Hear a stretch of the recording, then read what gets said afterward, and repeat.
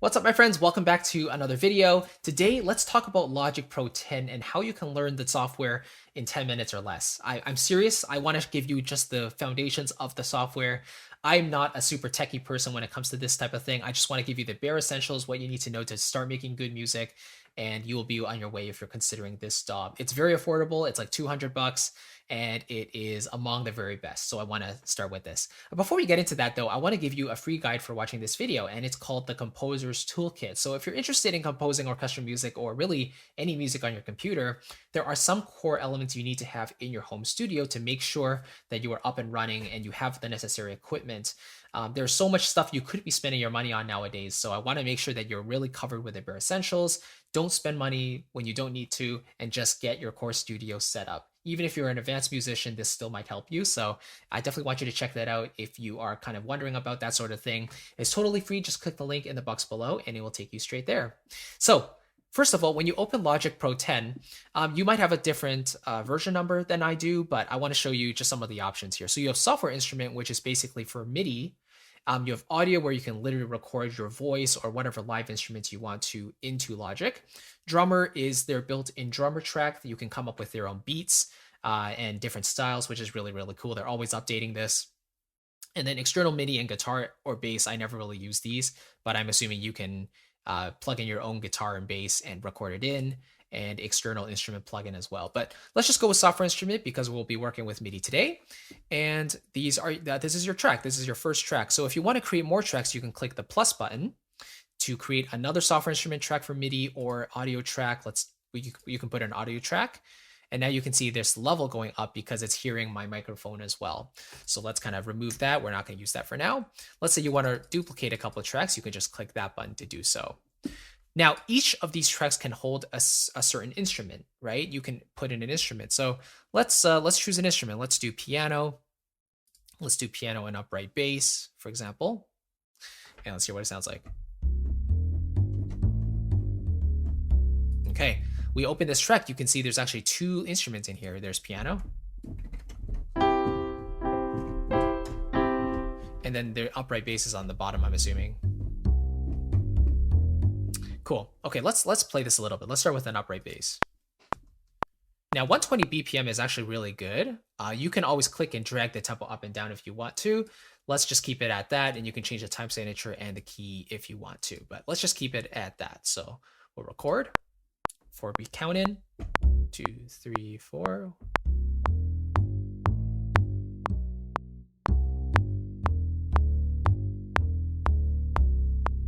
There we go. Let's fix that a little bit.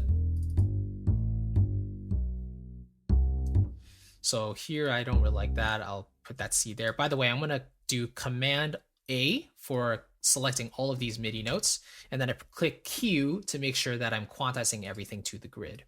You can always loosen up the quantization if you want to by, playing with the strength level. But in this case, let's just keep it there. Let's hear that one more time.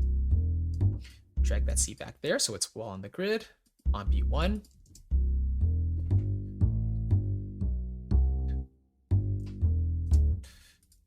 Let's do an A instead. So I do Command C to Command V, copy paste. I'll do an A there.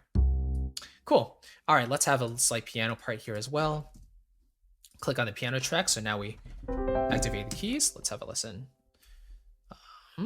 Actually, maybe I'll just drag it there. So I'll click spacebar to play, and then I'll click R to record.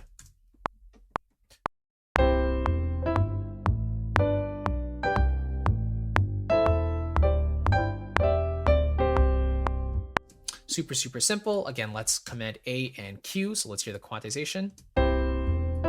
Make it a little quieter here on the piano. Drag that fader down. Cool. Let's say I want it slightly more syncopated. So dun, dun, dun, put that halfway there. There we go. That's the idea. Cool. Maybe let's add in one more instrument. This time let's do a studio horn, 3-piece section, Chicago Street. Let's see.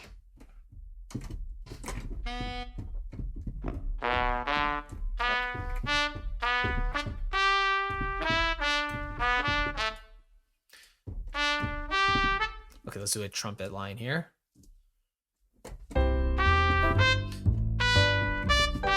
Okay, let's record that. So again, click where you want to go. You can even click enter to go back to the beginning. Super easy. Then click R to record. If you have this selected though, that's going to be giving you a 4-beat count in. So I don't need the count in. I'll just press spacebar and then R to record.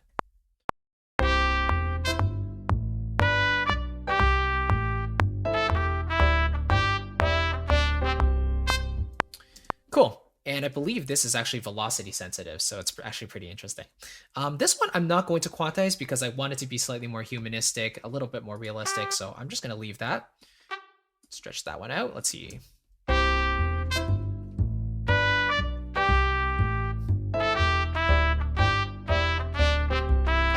Cool. So no legato on this patch, I think. That's okay. Let's actually raise that velocity a little bit to activate a slightly louder dynamic.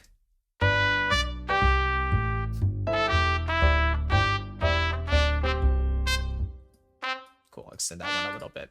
Now, if we look at the automation, so you can click this little icon here, I've done a little bit of modulation at the same time while performing that in. I was just using my MIDI controller's mod wheel, which is automatically mapping to the expression, essentially. So if you press louder on these instruments, you'll get a louder sample, but if you use the mod wheel, you're going to get a slightly more smooth expression of volume. So it's kind of different for different instruments, but there you go. Now I kind of hear this, and I think that the brass are slightly dry, so they don't have very much reverb on them. So what I want to do is maybe add a reverb plugin. They have built-in reverb plugins here that come with Logic. I'm just going to use one of my external plugins here. So let's go to Valhalla and use Valhalla Room Stereo. And then let's have a listen here. I'm going to dial this down a little bit. Sorry, that's on the wrong channel. I should have it on the trumpet channel. That's why there's no difference. There we go.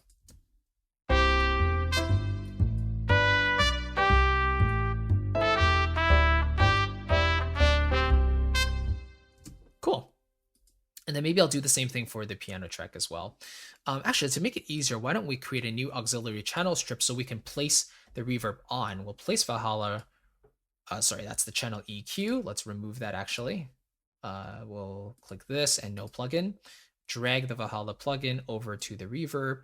And then what I want to do is insert this with a bus. So let's choose bus 6 and then move or take these. So take the Chicago Street. I shall take the trumpet itself. Let's do that.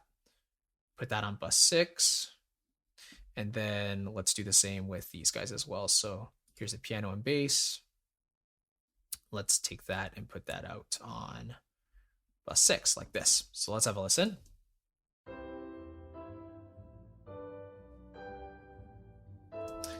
Let's put that volume up to 0 and have a listen here.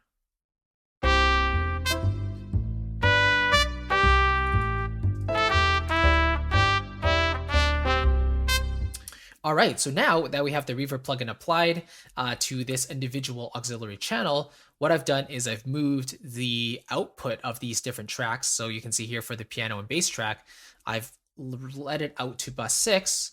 And so that this input is bus 6 here. And then the same with the trumpet section, I've outputted that one to bus 6 as well, so that it sounds, it's a little bit more consistent with the reverb there as well. Okay, and that is basically how that works. You have the bus, you just output to a specific bus, and then you can put whatever you want on its own separate channel, but just make sure the input is that bus number so that you're getting that signal into that track.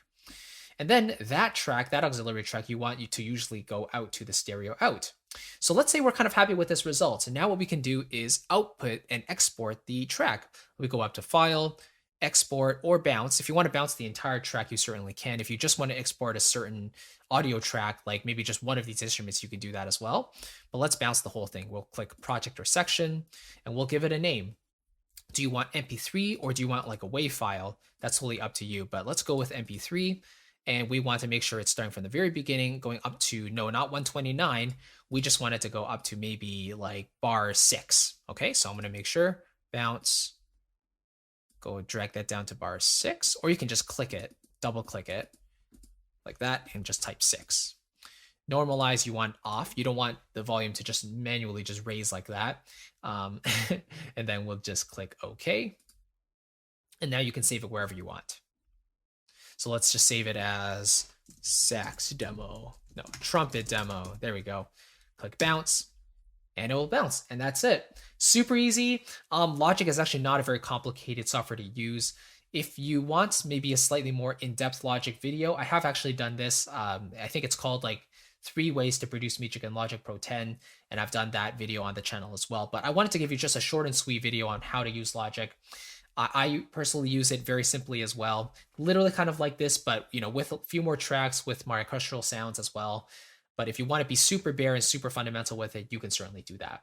In any case, thank you so much for watching. Again, I want to give you my Composer's Toolkit if you don't have that yet, if you're just starting your studio and you don't really have the very necessary equipment, or you're just unsure of what you need to get started. I want to give you those answers in this free guide. Just download it below by clicking the link. It'll take you straight there, and it's my thank you gift to you for, again, watching this video. So thank you so much. I'll catch you in the next one, and take care. Bye-bye.